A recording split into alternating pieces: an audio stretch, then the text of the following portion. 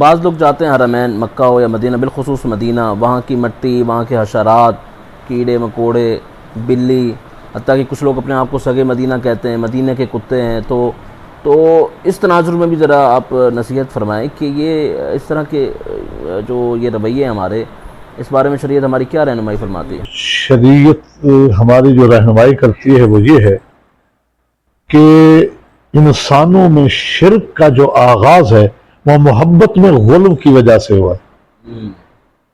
محبت میں غلو یہ شرک کی بنیاد ہے، یعنی محبت ہو لیکن غلو مبالغہ نہ ہو، تو یہ شہر مدینہ کے ساتھ محبت میں غلو ہے، نبی صلی اللہ علیہ وسلم کے ساتھ محبت میں غلو ہے۔ جن اندیشوں کو آپ نے ظاہر کرتے ہوئے فرمایا لا دعائیں مانگی، لوگوں کو نصیحت کی لا تطرونی کما اطرت النصارى، یہی غلو ہے۔ عیسیٰ علیہ السلام کو جو اللہ کا بیٹا کہنے والے کہہ رہے ہیں عیسائی، وہ عیسیٰ علیہ السلام سے نفرت میں نہیں، محبت میں غلو۔ یہودی عزیر کو اللہ کا بیٹا کہہ رہے ہیں، محبت میں غلو۔ اور اس سے پہلے ابن عباس والی اس روایت کو رکھیں، وہ قوم نوح کے جو ان بتوں کا ذکر ہے، ود کا، سواع کا، یعوث کا، یعوق کا، نصر کا، تو یہ کون تھے؟ یہ نیک لوگ ان سے محبت رکھتے تھے۔ تو یہ اس غلو کی خرافات ہیں کہ انسان عقیدے میں شرک میں مبتلا ہوتا ہے، پھر اس قدر عقیدت میں آگے بڑھا کہ وہاں کے کتے، وہاں کے بلیاں، وہاں کے حشرات الارض اپنے طرف نسبت کرنا وہ فخر سمجھتا ہے۔ بالکل یہ ناجائز ہیں۔ وہاں ادب اور احترام وہی ہے جو نبی علیہ السلام نے بتایا ہے۔ وہاں رہتے ہوئے کثرت سے درود پڑھیں۔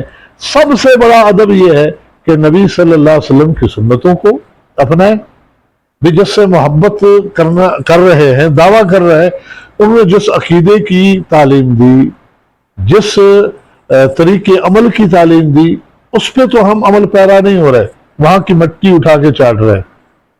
میں آپ کو سچا واقعہ بتاؤں کہ ہم گاڑی میں تھے، زیارات والے زیارات کرا رہے ہیں، ایک خاتون نے بس میں سے اٹھ کر کہا اس سے کہ آپ کے پاس وہ خاک شفا ہے، کیونکہ وہ ٹھیکریاں بنا کے نا مٹی کی بیچتے ہیں پہلے، یہ مدینہ کی مٹی شفا ہے، وہ ایک خاص جگہ متعین کی ہوئی تھی۔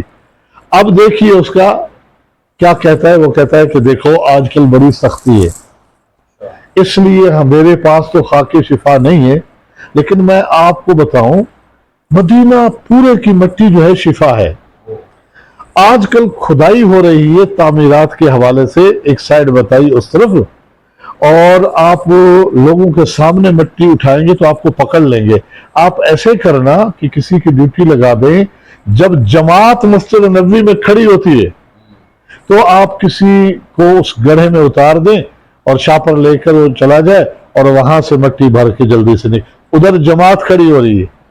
میں جو بتا رہا ہوں نا کہ وہاں مسجد نبوی میں جب جماعت کھڑی ہو تو میں نے اسے کہا، میں نے کہا کہ آپ نے محترم بڑی اچھی اچھی باتیں بھی ہمیں بتائی ہیں، اس شہر کی فضیلت بھی بتائی ہے، یہ آخری بات بتا کر آپ نے اپنی ساری باتوں پہ پانی پھیر دیا ہے کہ بجائے اس کے کہ آپ سب تکبیر اولیٰ میں شریک ہو، ادھر لوگ نماز پڑھیں، آپ گڑھے میں چوری مٹی اٹھائے۔